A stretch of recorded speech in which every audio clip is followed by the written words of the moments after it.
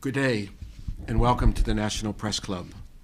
I'm Myron Belkine, a member of the club's Board of Governors and chair of the International Correspondence Committee, which has organized today's event along with the Newsmakers Committee.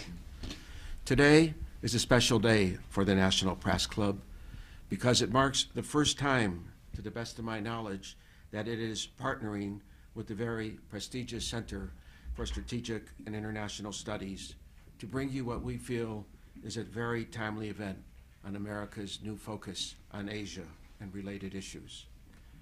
For 50 years, the Center for Strategic and International Studies, known as CSIS, has earned a reputation for developing practical solutions to the world's greatest challenges.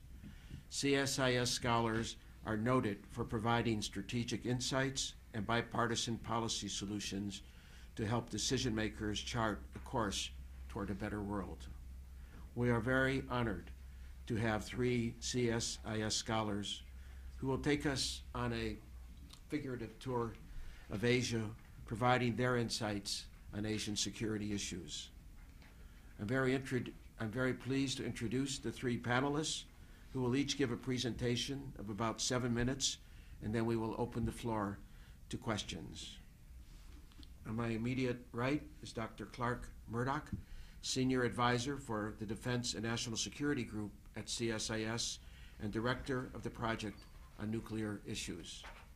He will discuss the nuclear dimension of U.S. alliances with Japan and North Korea and strategic stability issues in the region, in particular how it pertains to China. Immediately further to my right is Ambassador Karl Inderfurth, Senior Advisor and Wadhwani Chair in U.S. India Policy Studies. He served as U.S. Assistant Secretary of State for South Asian Affairs from 1997 to 2001. He will talk about the various elements that comprise the U.S.-India partnership, including economic and strategic, and how the relationship might progress in the future. And on my far right is Mr. Ernest Bower, Senior Advisor and Director of the CSIS Southeast Asia Program and Pacific Partners Initiative. He is recognized as a leading expert on Southeast Asia and is former President of the US-ASEAN Business Council. He will talk about the reformation of the security and economic architecture in the region and perspectives in the region on these changes. I'm really also appreciative of the very good turnout we've had for a Newsmaker event at noon when there's many conflicting news stories and other events. So thank you to all of you for coming. May I ask Dr. Murdock to begin? Sure. And by the way, feel free to deviate or expand on the topics that I listed for you. I know this has been as in the news business, we've had evolving and updating changes on the topics, but they're all related to the topic of today. Thank you. It's a pleasure to be here. I have to say right up front, I'm not an Asian specialist. I'm not a regional specialist at all. I'm a defense policy and strategy guy, a Pentagon groupie, essentially my full professional career. I followed the Department of Defense, and since the Department of Defense is starting to shift its focus to Asia, Asia Pacific, or Indo-Pacific as others would refer to it, I too am shifting my focus in that direction as well. Just a couple of words. To begin with, I think the most interesting portion of these discussions is always in the question and answers. Secretary Panetta has indicated very clearly by his actions and a few of his deeds that the shift towards the Asia Pacific is one that will have significant consequences for Pentagon and defense budgets and priorities and programs. In the 5 January strategic guidance, which is the strategy that is shaping, according to Secretary Panetta, the defense drawdown, that is the first tranche of $487 billion taking out of the budget over 10 years. On the Asia Pacific, it says we'll emphasize that existing alliances and expand our networks of cooperation with emerging partners throughout the Asia Pacific. There's little question that when you look at both the strategic guidance and later in January his defense priorities. China, although not directly stated, is implicitly treated as one of the new threats that the United States has to deal with. Makes the point that peace and stability within the region, as he said in the strategic guidance, depends in part on an underlying balance of military capability and presence. Fairly clear statement that the United States understands that its military capabilities in the regions will be measured and juxtaposed with those of other major powers within the region. President Obama, during his trip to the Asia Pacific in late 2011, made it clear that yes, there is a defense drawdown, but that the Asia Pacific will be excluded from that drawdown, and there will be no budget-driven moves made in that area. We'll see if that's a promise that he can maintain. Of the 10 primary missions identified by the Department of Defense in its 5 January strategic guidance, 2 of them were of particular importance in terms of Asia and in terms of China in particular.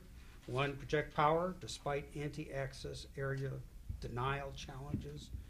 A2AD, a good deal of emphasis upon that mission, both in that and the defense priorities piece. In the strategic guidance itself, it should be noted that there was only one specific system capability that was referred to, and that was a new long-range bomber, obviously a Pacific theater asset. In the defense budget priorities and choices, said clearly, rebalance force-structured investments towards the Asia Pacific and the Middle East. We're already starting to see some of the first moves as the United States reorients its global defense posture, its military presence within the region, the announcement of rotational deployments of Marines to Australia, the announcement of more U.S.-Philippines, deeper military engagement. They're talking about revitalizing some of the access agreements. They finally started to break the log jam over the reorientation of the presence of the Marines in Okinawa, with a statement that the first tranche of Marines would leave without knowing the ultimate fate of the rest of the Marines that are within Japan. The first 5,000 are going to come out, some of them for rotational deployments in Australia, some of them for increased engagement in the Philippines. And as I was made aware of over the weekend, there are some reports, largely in Korea, that there may be some rotational deployments in South Korea as well. I just wanted to mention one thing that I've been involved with in my capacity as a senior advisor at CSIS. We've been hosting what we call a Track 2 trilateral nuclear dialogue among the United States, Japan, and South Korea.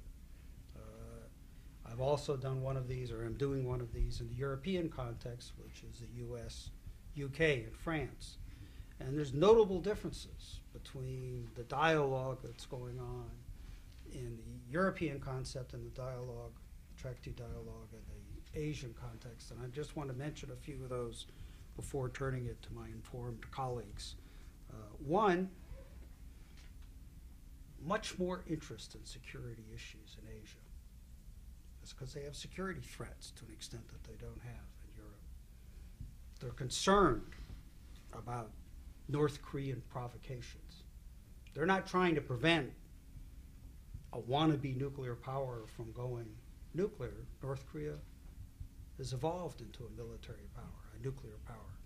How much capacity they have remains to be seen, but no one questions, at least privately, the fact that they've achieved a nuclear capability. The question is how do you cope with that, constrain it? But their greater concerns are security concerns, dealing with increased Chinese assertiveness, South China Sea, but in particular, I think one of the seminal events, at least for me, but I'm fairly sure for my Japanese colleagues, was the confrontation in September of last year of the Japanese trawler, of the Chinese trawler with the Japanese Coast Guard. And the Japanese taking the captain, then being forced to release the captain under threat of, not just threat of, but the imposition of an embargo on rare earth minerals.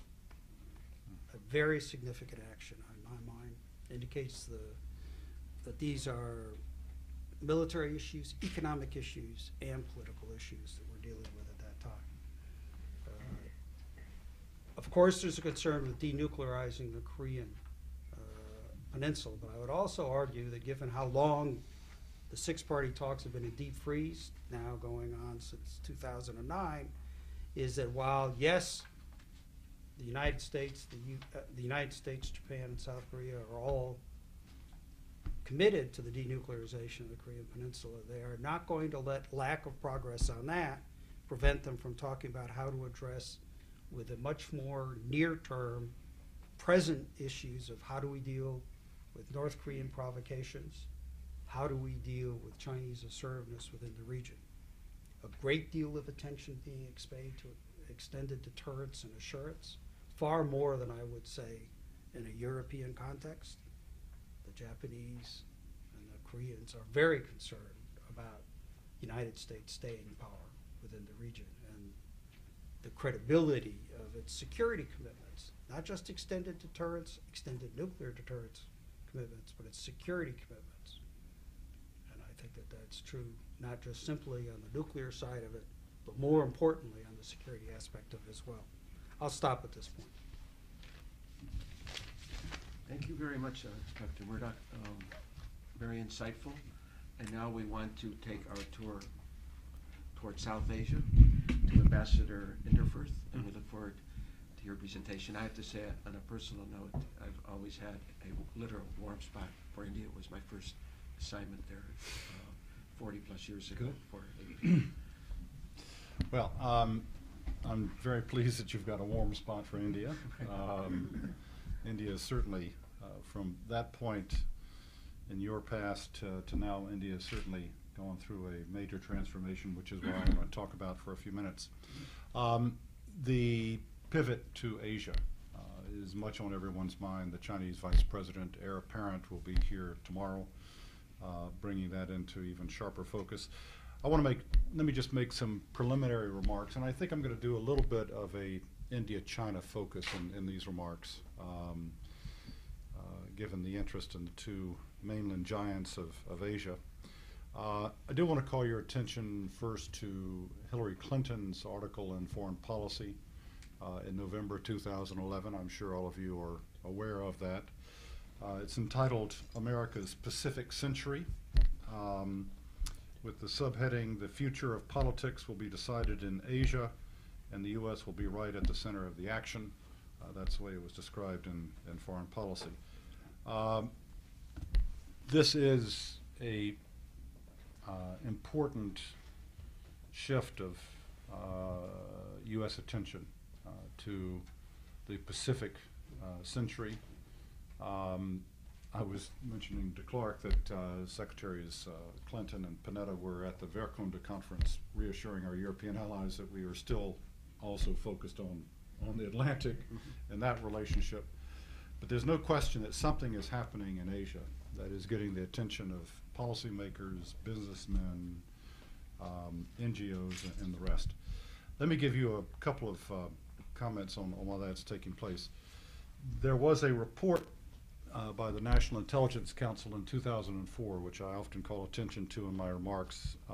It was entitled Mapping the Global Future. It was a report of the National Intelligence Council's 2020 project, looking forward, as the NIC will occasionally do, to what's coming up in the next 2 decades. And in this December 2004 report, there was a rather remarkable statement made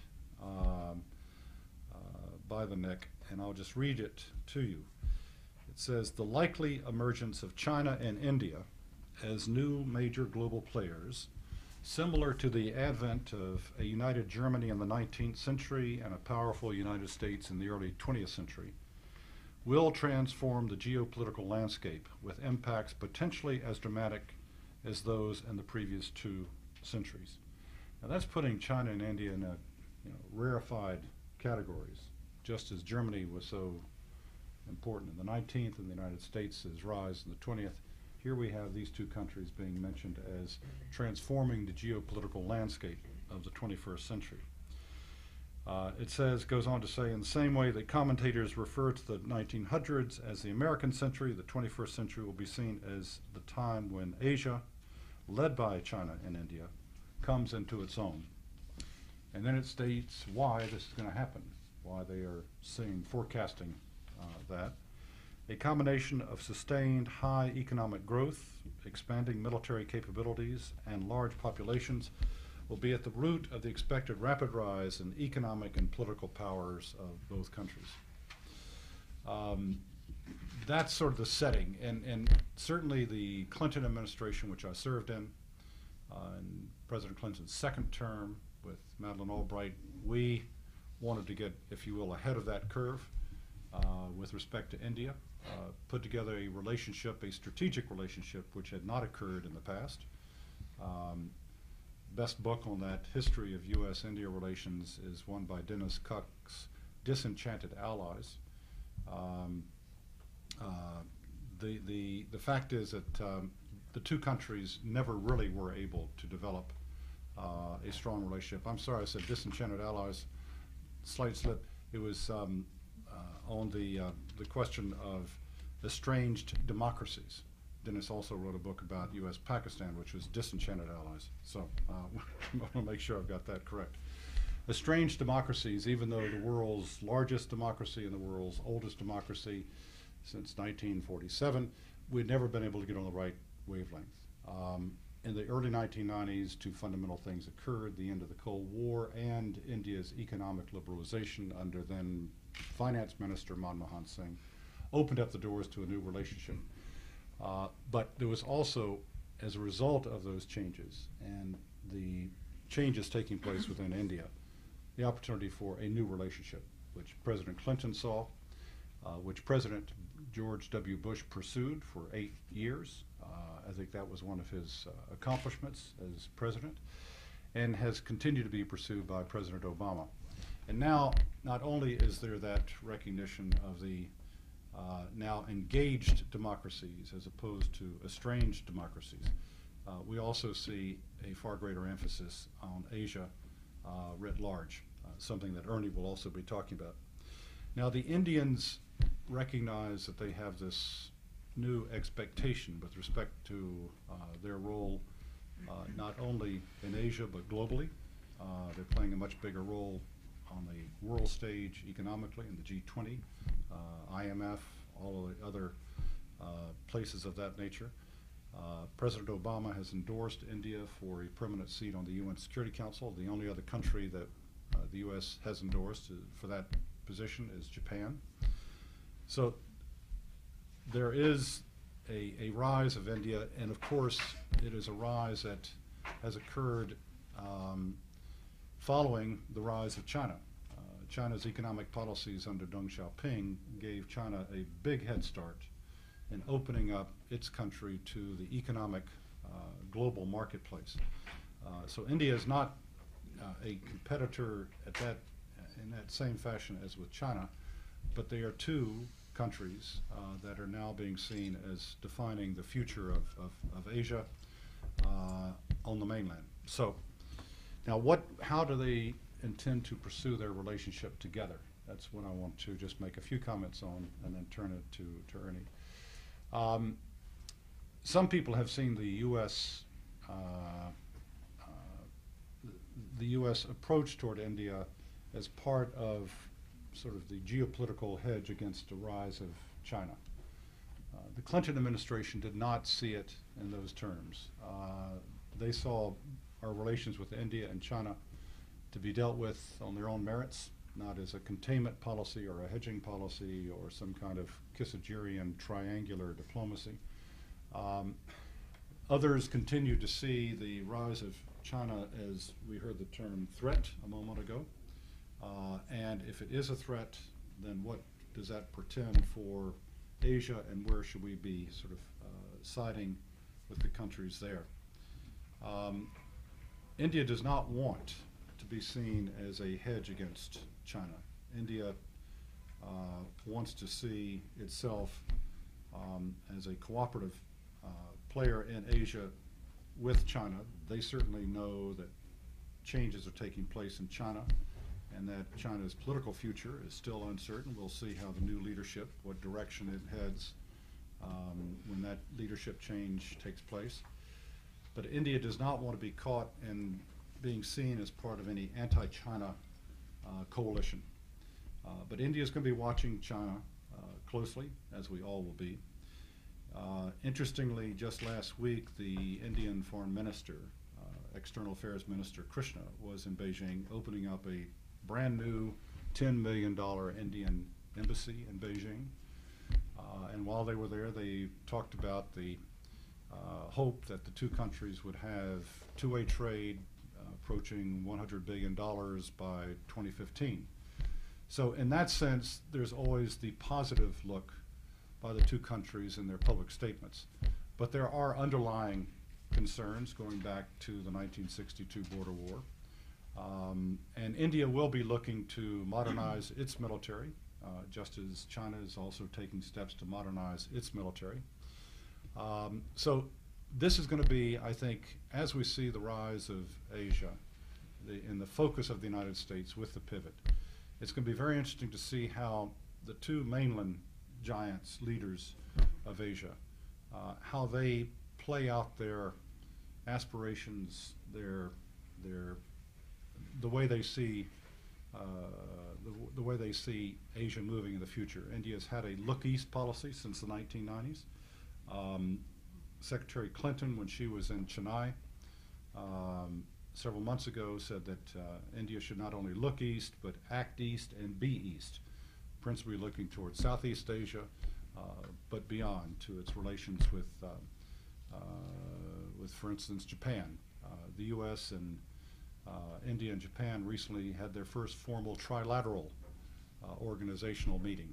So there's a lot going on in the region, and I think that it's very clear that India, as it strives to meet some very high expectations of what role it will play in the 21st century, it is also, and this is the final comment I'll make, it still is preoccupied with its own domestic development.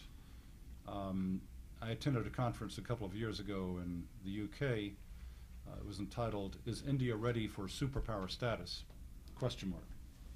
And I happened to see the Indian ambassador then, Mira Shankar, in Washington before I left. And I asked her, is India ready for superpower status? And she started waving her hand saying, no, no, no, no, she said. We are still a developing country. She said, let's talk again in 10 years from now.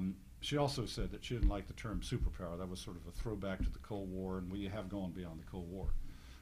But nevertheless, India, while playing a greater regional role, including in what's taking place in Myanmar now, with the dramatic breakthroughs there, will be looking to exercise its influence on a selective basis throughout Asia and on the global stage, while remaining principally focused on its own internal development. So why don't I stop there? Thank you. Fascinating. To put into perspective, 40 years ago, when I was a young boy, I still remember being awoken to say we got a tip-off that the Soviet leader Brezhnev was coming to India in 1971 in the summer to sign a major Indo-Soviet friendship treaty, and to counterbalance Henry Kissinger's tilt toward Pakistan as the build-up to the India-Pakistan War. But it's fascinating, and of course I have a personal interest going back to my youth, but thank you so much, and we'll take questions after our next speaker. It's an appropriate time to take our journey eastward, following Hillary Clinton's advice, eastward to Southeast Asia, and to Ernest Bower. I'm very grateful in advance. Thank you. Okay. As my colleague said, I'd like to thank you and the National Press Club for having us, and it's nice for CSIS to be working with the National Press Club. Thank you all for coming. I think it's an appropriate time to have this discussion with Xi Jinping about to arrive in Washington, and the focus, the security focus of the United States shifting to Asia is is appropriate, but it's not new. I mean, it's not and I think Rick kind of pointed this out, and I think that was appropriate.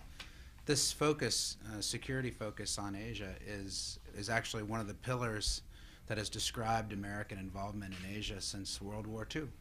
If you talk to people in Southeast Asia, and actually around Asia, there's a great appreciation for a very strong American security presence since World War II that is credited by Lee Kuan Yew and others for having created an extended period of peace and prosperity where Asia's economies could grow from post-colonial, commodity-based, in many cases, agrarian economies to newly developed industrial nations. And that includes China, by the way. China has benefited greatly from this, as have the majority of Southeast Asian countries. What else? The other thing that's not new, and it's related to concepts of Asian security, is the American economic presence in the region.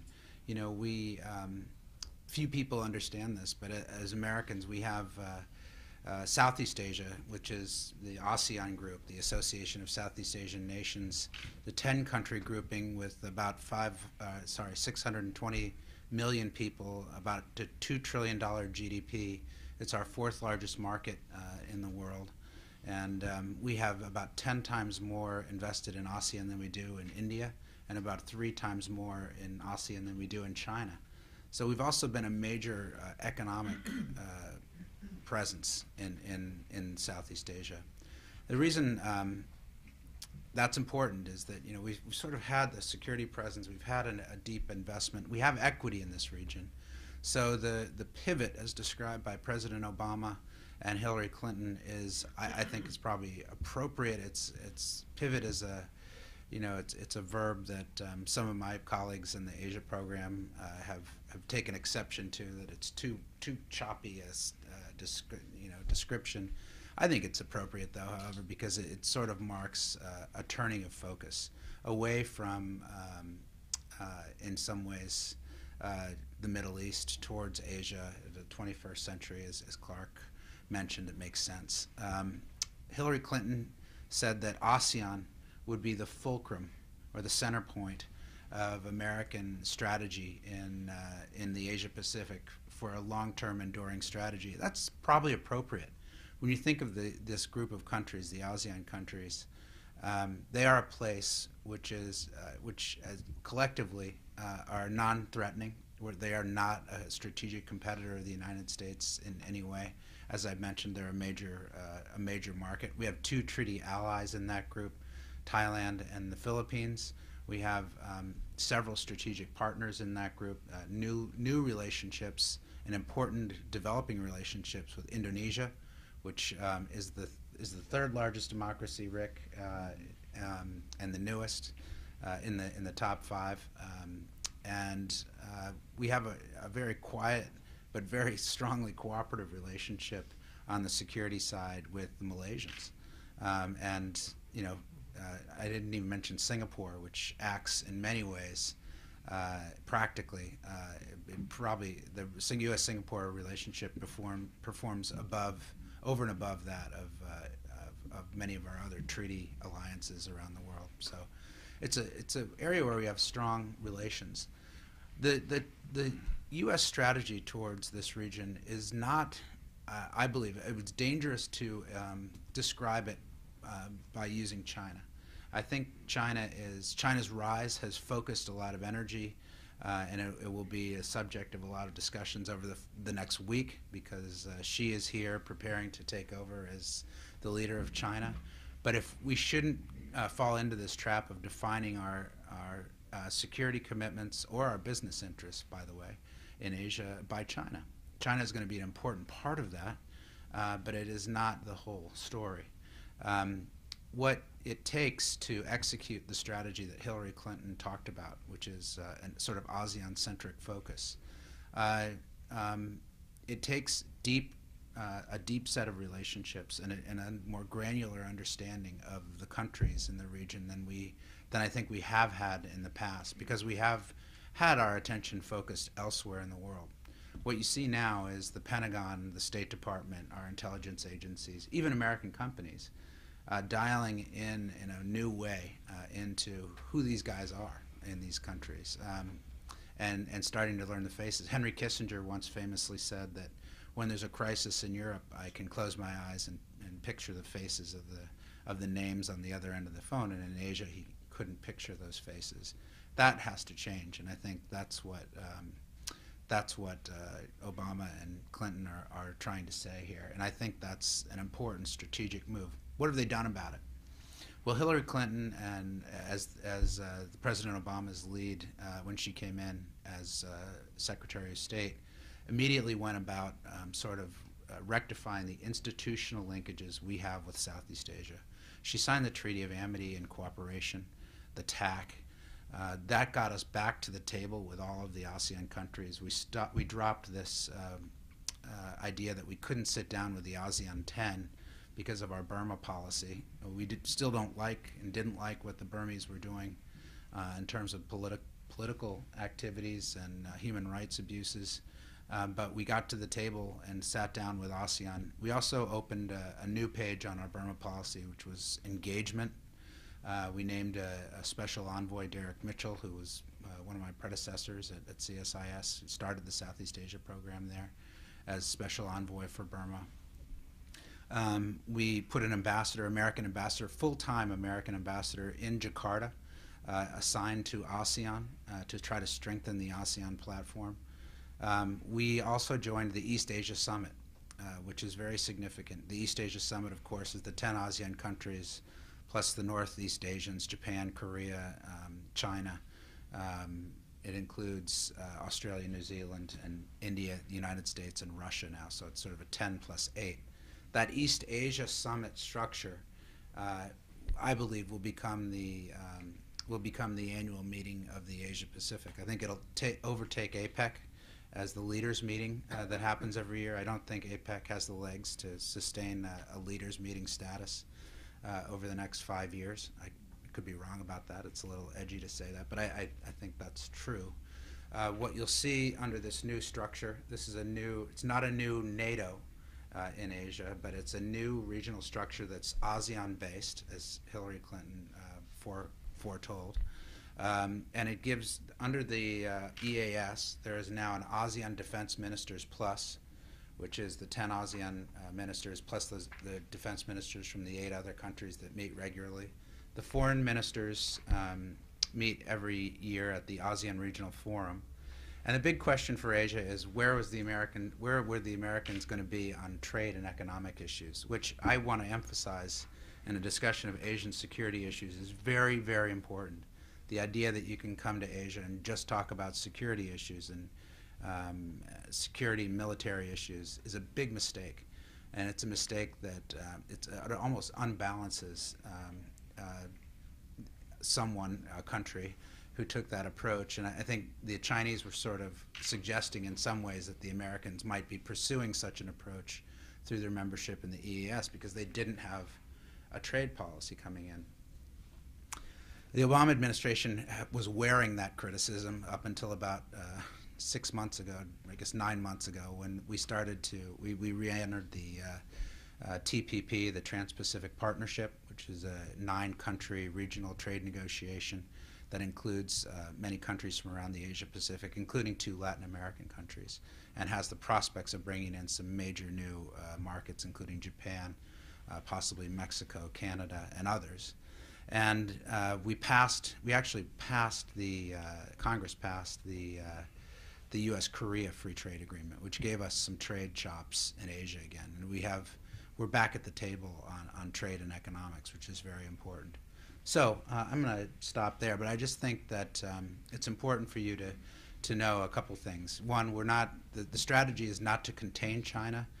The long-term strategy for the United States, the long game here, is to set up a framework, a community of nations which convinces the Chinese by the force of size, by force of practical momentum, that they should get involved and help make the rules, not dictate the rules as they have been trying to do in the South China Sea, testing their economic power, if you will.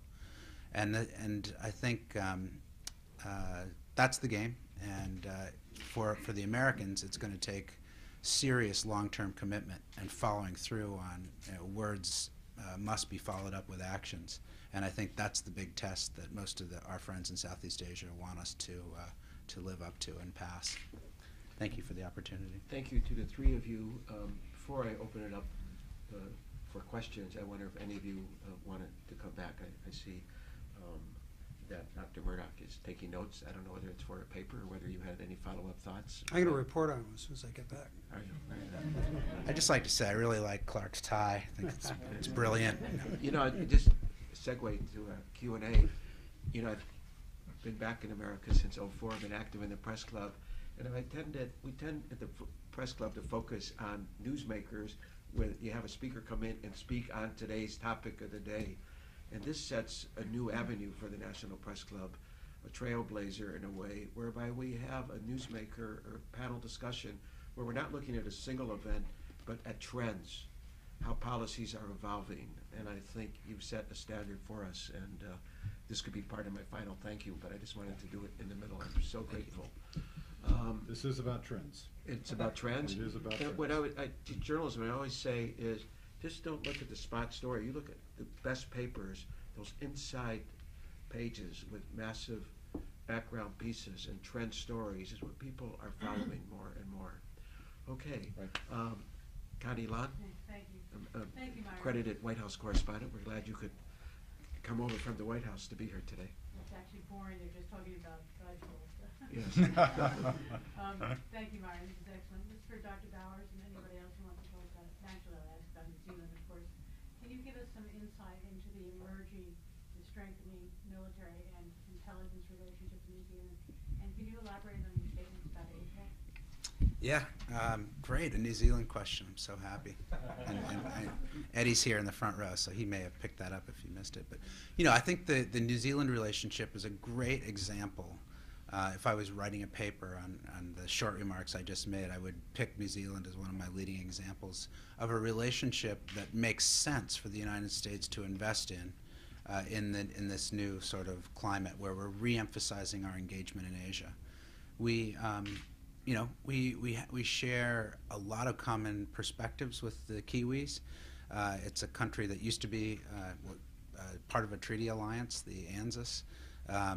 We went our separate ways over nuclear issues during the Reagan administration, and then after that, I think the view now is that the United States is not going to have as many resources to spend as it once did on the military side or on intelligence, frankly, and that we need friends, and we need to know who our friends are in Asia.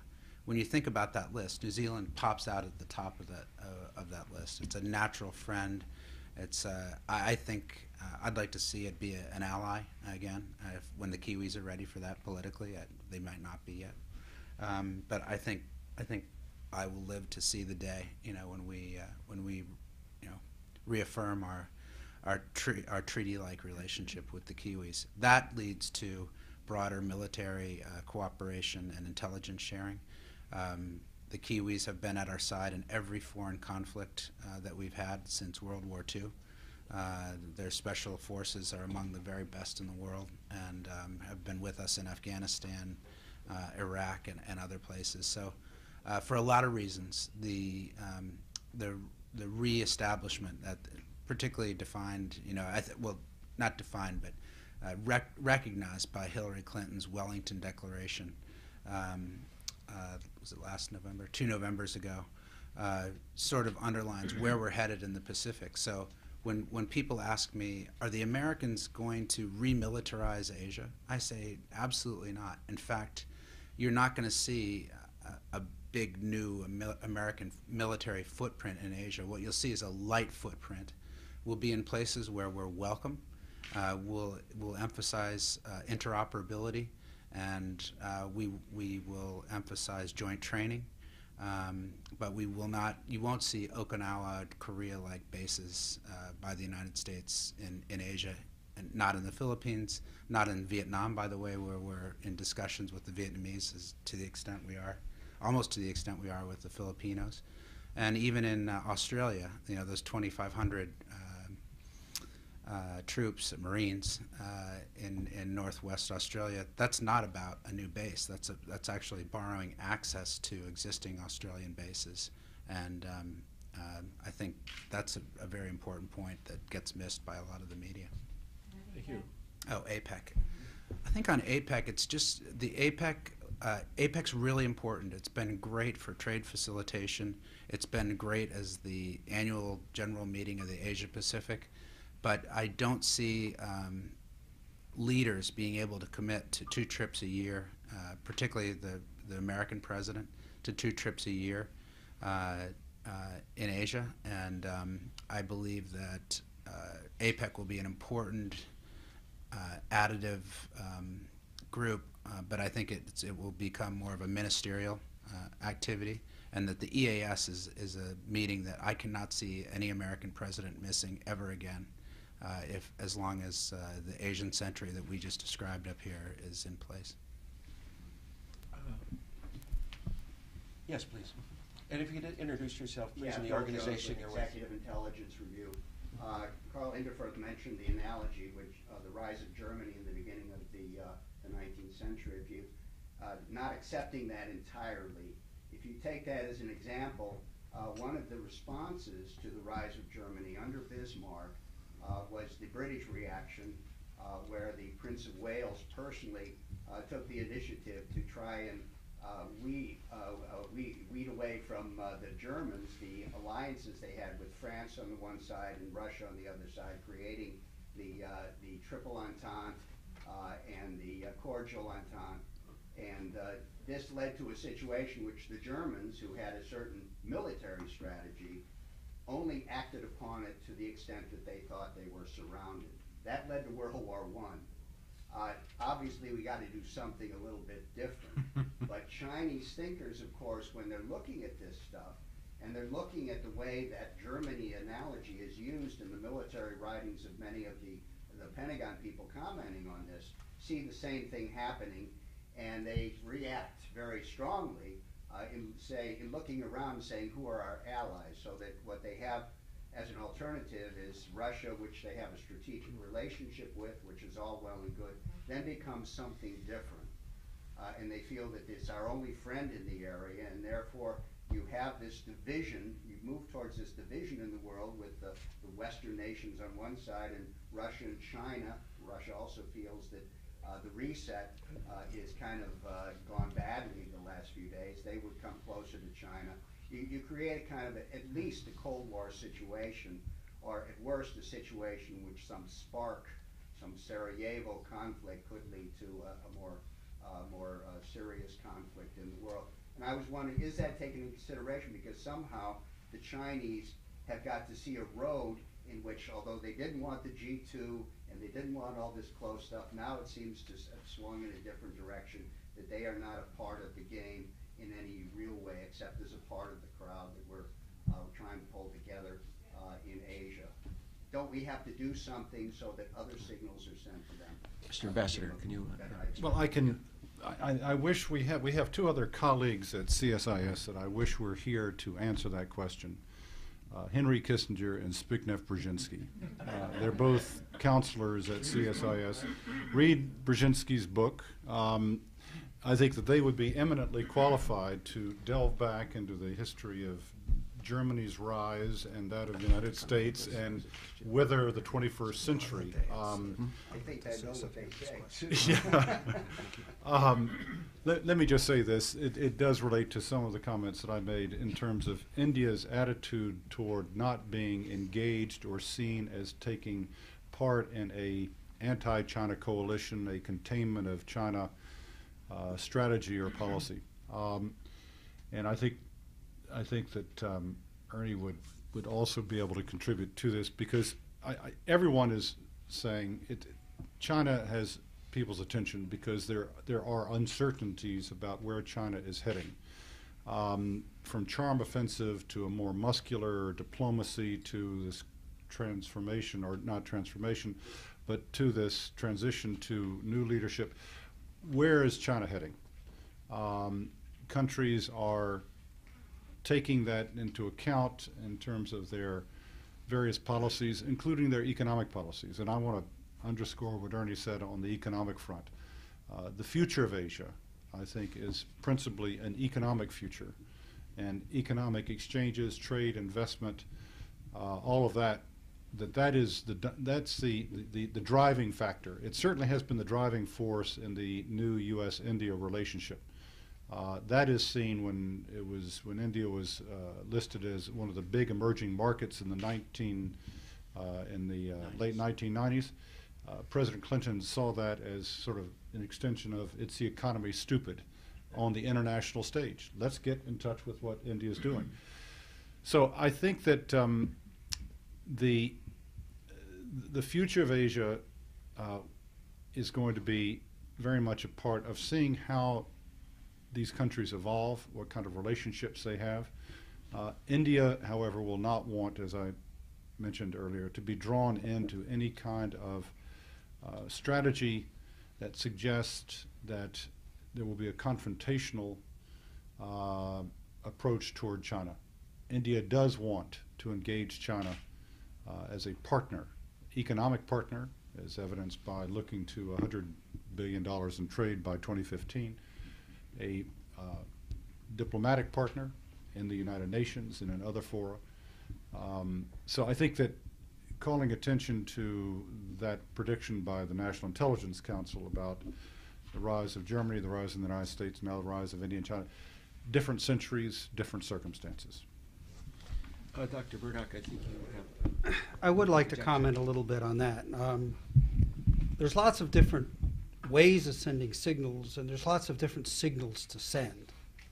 Sometimes you send signals that are carrots, and sometimes you send signals that are sticks. And Ambassador Inderfurth and I were having a brief discussion earlier on President Obama's recent trip to the region and the kind of statements that were being made by both him and the Secretaries of Defense and State at the same time as to whether the U.S. policy or the U.S. pivot or strategic turn, however you want to characterize it, was an edgier policy or it was the same policy but with an edgier tone. I'm a hard power guy. I tend to look at the more competitive aspects of our relations, and hard power includes economics. And I think the mention made of the Trans-Pacific Partnership is very interesting because there's a number of things that the United States has been emphasizing about that. This is rules-based. Only countries that obey the rules can join. Only countries that play fair can join. I think NSC advisor said, Donald, TPP is something that nations aspire to, and not by following mercantilistic policies of economic nationalism with undervalued currencies, with no respect for intellectual property, with a number of the things that the Chinese do that are not rules-based in terms of economics. I'm not just a military guy, I'm also an economics guy, and the Chinese do not play by the same rules that the others do, and I think that was a clear communication. State of the Union message, President Obama says, I'm going to set up this special committee that's going to look at how the Chinese are actually implementing these rules. So I think there's lots of signals being sent. They're just not perhaps the signals you want to see spent. They're sticks, not carrots. Julian? Yes, if I may address Please Dr. identify Murdock. yourself as Julian Joseph. expert at environmental affairs. I'm former environmental writer for the American Chemical Society. Dr. Murdock, you brought up rare earths. I guess we should specify really the lanthanide rare earths, plus the almandydrium it would include, which has a similar characteristics. The Chinese control about what, 97% of the market is at least 95. I received an email some time ago that Kazakhstan is going to begin to mine it, and we actually have deposits here, applications. Do you ever see that being modified, perhaps dented or even broken one day? I'll speak to that. I think Ernie wants to speak to it as well. There's been quite a fluctuation in the price of that. With the original embargo, prices went way up. Right. for it. Then, as is usually the case when prices go up, other potential competitors in the market started to resuscitate their supply. Price went way down. Why? In part because the Chinese flooded the market again. I mean, they are very rare. The Chinese have a stranglehold on it, but there's very small amounts of it needed for the things with a lot of stockpiles. And so this is a competitive area in which I would argue, again, very mercantilistic kind of policies are being followed by all of the actors, because it's near monopoly existence, and I think that's going to continue for some time. I just wanted to add two things. One is that other countries have started to develop rare earths. Australia has stepped in. The United States has stepped up our production. And actually, there's some countries, I hadn't heard about Kazakhstan, but I think in Southeast Asia, I know there's a couple new factories, one in Malaysia, for instance. So yeah, I mean, high prices, supply will meet demand. And so, but I think it's important. I just want to, if I could, sort of temper or just give my own reaction on Clark's comments. Temper is okay. Temper, okay. I think, look, China's a big country, so it's getting a lot of attention, but we need not sort of villainize what the Chinese are doing. I mean, actually, a lot of the things that China's going through, I've seen before. But it was among smaller Southeast Asian countries that were making this turn from a less developed country to a more developed country. When China does it, it's on an entirely new scale, and it has real impact on the world economy. So it's going to take a really good set of hands in terms of American policy and policy by international institutions and other countries to sort of understand a couple things. And one thing, this is how I think of it anyway, the Chinese have got to answer questions, existential questions. What is the future of their energy supply? What is their food security look like? What about water supply? I think if the Chinese can't answer these questions, we're in trouble in terms of peace and security in Asia. If we all sort of understand that they are struggling with these issues, and it must be scary to run a country of 1.4 billion people, particularly in the system that they have. If we sort of take a step back and think about that, I think we would have a better shot at longer-term security and a smarter strategy in the long run. So Clark's points are correct. China does have structural economic imbalances. The intellectual property rights situation is currently not the favorite of corporate America, to put it at the least, understate it. But look, we should work with these guys to bring them in and play by the rules that are being made around the table in the Asia Pacific, and we can do that a lot better if the Indians join at the table. And I always ask Rick, what's going to make the Indians think of themselves more of as an Asia Pacific country? And I think the challenge of trying to figure out who China wants to be is probably what not forcing them to be sort of opposing or constraining China, or God forbid containing, but have enough ballast at the table to convince the Chinese that this is a game worth playing, and they can win as well as everybody else.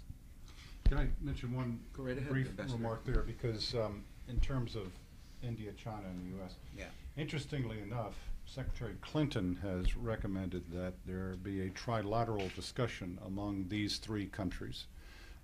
And just last week at CSIS, we had the new Foreign Secretary of India, Mr. Mathai, speak, and he also referred to a possible trilateral exchange between the three countries on some of these, if you will, existential questions.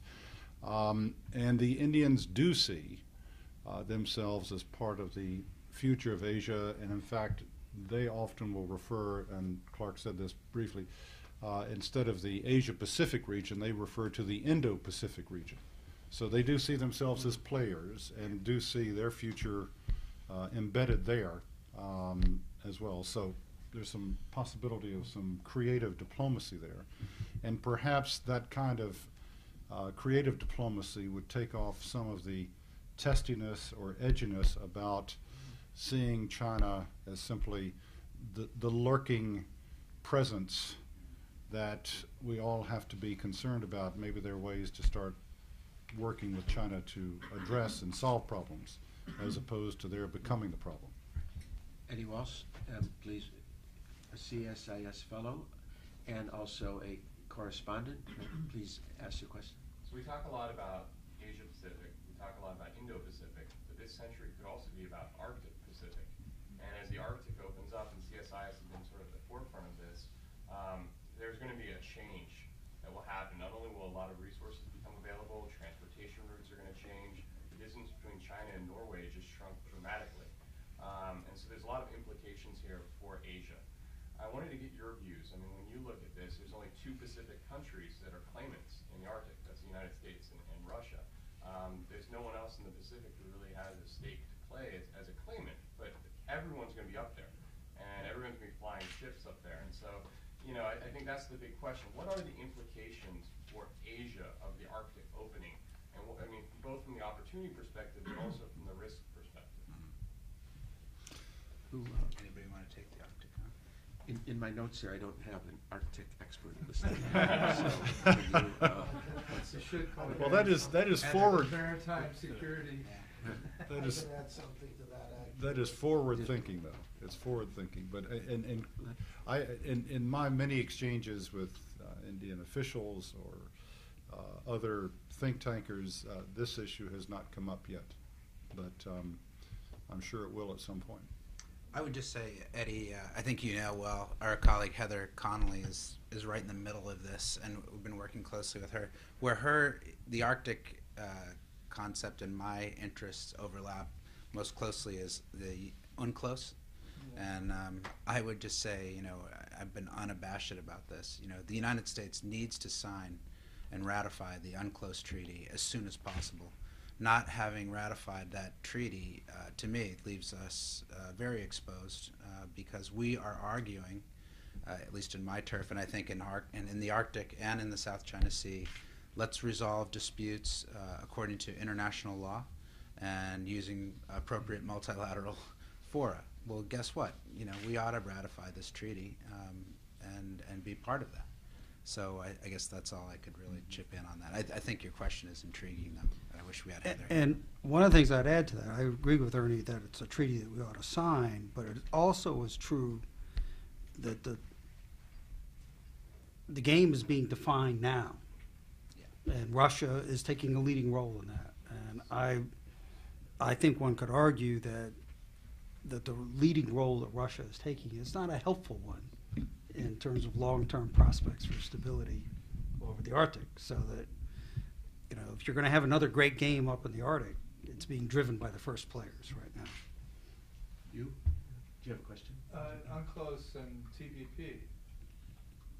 How can you have TPP with having UNCLOS? Or do you have to have it? Because your fishery, I mean, the oceans are open. Those ships go in. I think I'll take that one since I raised both of those issues first, I guess. I think you can, actually. We actually abide by the laws covered by UNCLOS.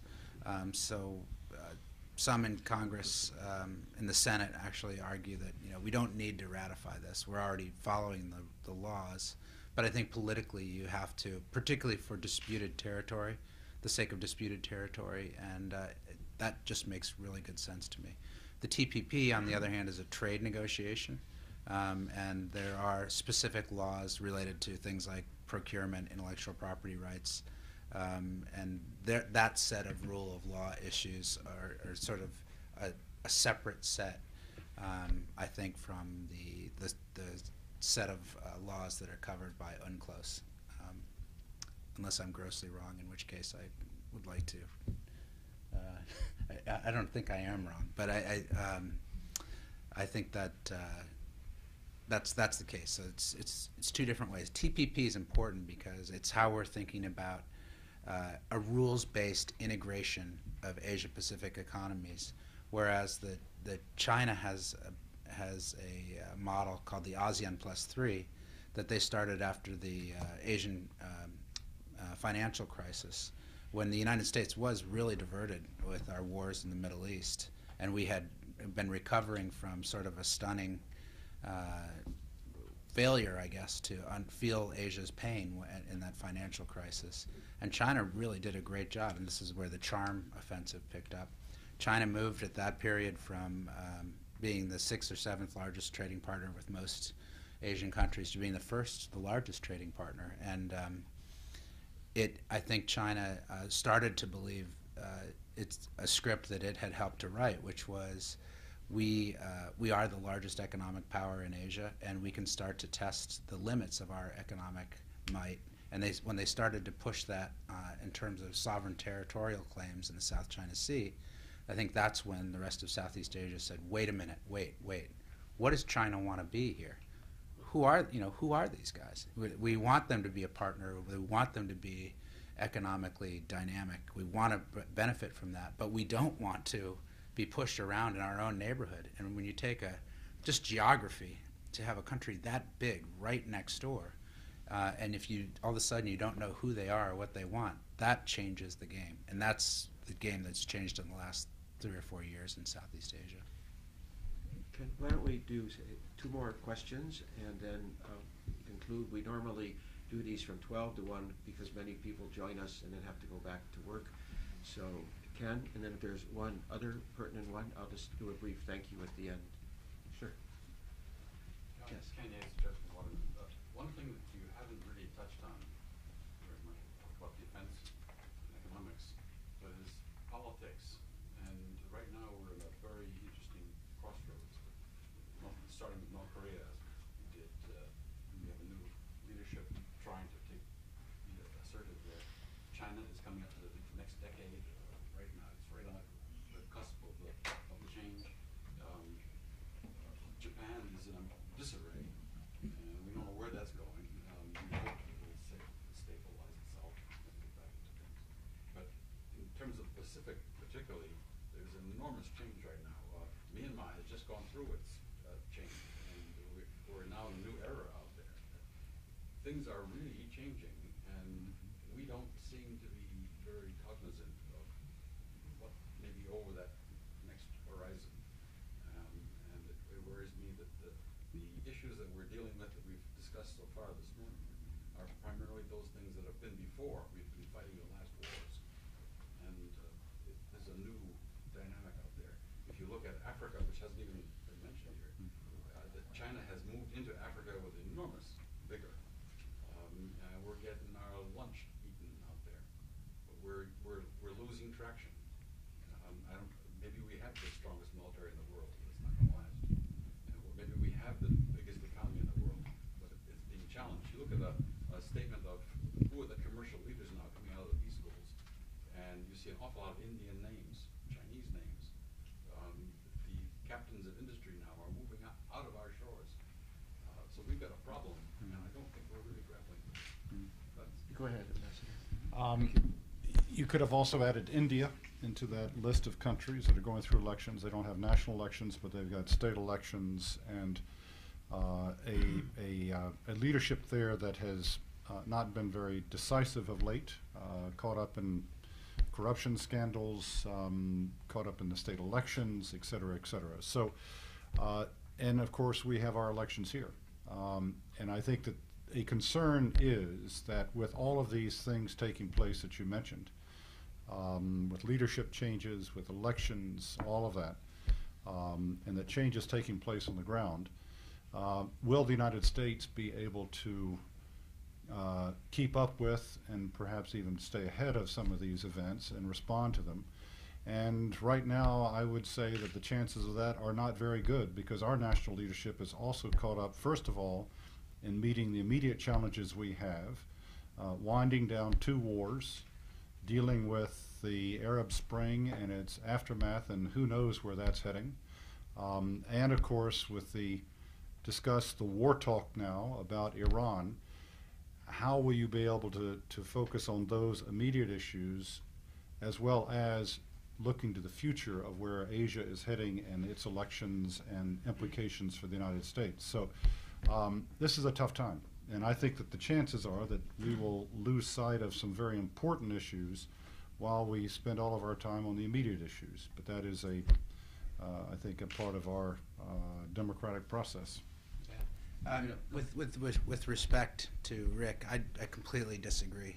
I think that the politics are in our favor. As Americans, we're the country that has an Indian-American CEO of Pepsi. We have Jeremy Lin playing hoop in the NBA. You know, you don't see this in other countries. You know, there's not a lot of American CEOs in China. There's not Indian professional basketball players in their country. You know, I think we really do well on politics. And that's because, you know, when I look, and remember, I'm a Southeast Asia guy, so that's my world. But in Southeast Asia, everybody wants to benefit from China's economic growth, but nobody wants to be China. Not even the Vietnamese aspire to sort of be China. So I think in terms of soft power, if you look at what's happened in Southeast Asia on these politics, Myanmar, the challenging elections in Malaysia, even the Singaporeans got their, you know, clocks cleaned relatively in their last election. The PAP, you know, they lost the supermajority that they once had. You know, that opening up, I think people want fair, transparent systems. You have a burgeoning middle class, a middle class in Asia, by the way, that moves from 500 million today to 3.5 billion by 2030. That's enormous. So those economically empowered people they want to have open systems. And I think the United States, if we can stick to our knitting and remind ourselves of what we're based on and who we are, we're going to do pretty well, I think, in the next 20 years. And I think the current trajectory on Asia policy is pretty darn good. I haven't seen, you know, trajectory like this in a long time. And it's not a partisan statement at all. I think we actually could do well under this model. Thank you. Rachel, for the final question. I was wondering, in this relationship between America, China, and India, where does India's nuclear capability and abilities, what kind of role does that play? I know it's a short question, it doesn't require a very long answer, but you know, compared to China, is this a big concern for America? Well, it certainly has played itself out over quite a few years, as Clark knows. I mean, the history of the Indian nuclear program is directly related to China's testing of an atomic bomb in 1964, and India feeling that it also had to move in that direction. And of course, that also prompted Pakistan, after India's peaceful nuclear test in 1974, to say, well, now we've got to do that. So there's a cascading effect.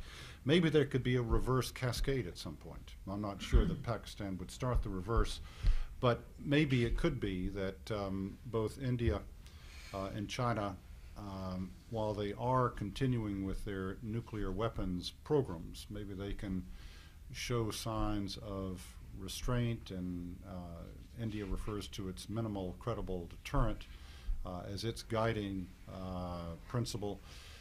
Perhaps that could have an impact on dampening concerns about any arms races in Asia with respect to nuclear weapons. But India also has an important role for civilian nuclear power, and that goes to the decision taken under President George W. Bush to offer India a civilian nuclear agreement, even though it had not signed the Nuclear Non-Proliferation Treaty.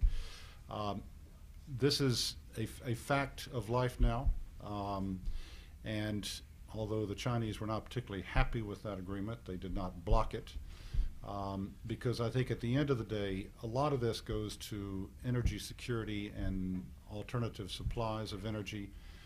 The Indians always saw that agreement with President Bush as principally related to their economy and their future ability to fuel that economy through alternative sources of energy. So that's something else, quite frankly, that if there were to be a trilateral discussion of the United States, India, and China, that should also be a part of that discussion, because all three countries are wrestling with the role of civilian nuclear power and where that will play off in the future.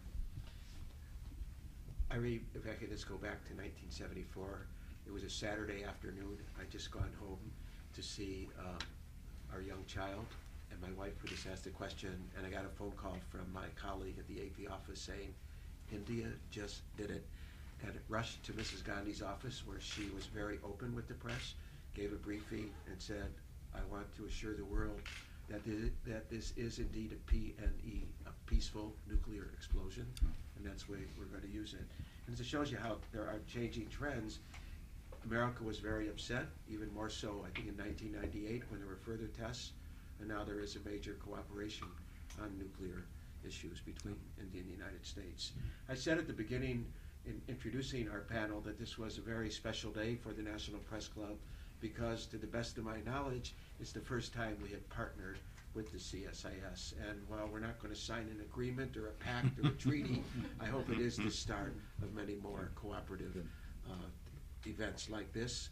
And I always like to give credit to the person who started the initiative, and I want to give a shout out to my Vice Chair of the International Correspondence Committee and himself a CSIS fellow, Eddie Walsh, who has been very active since joining the press club. I'm very grateful, and I just want to finish by saying that there is another important newsmaker at 9:30 a.m. tomorrow for those who are interested on assessing repression of expression in the Middle East 1 year.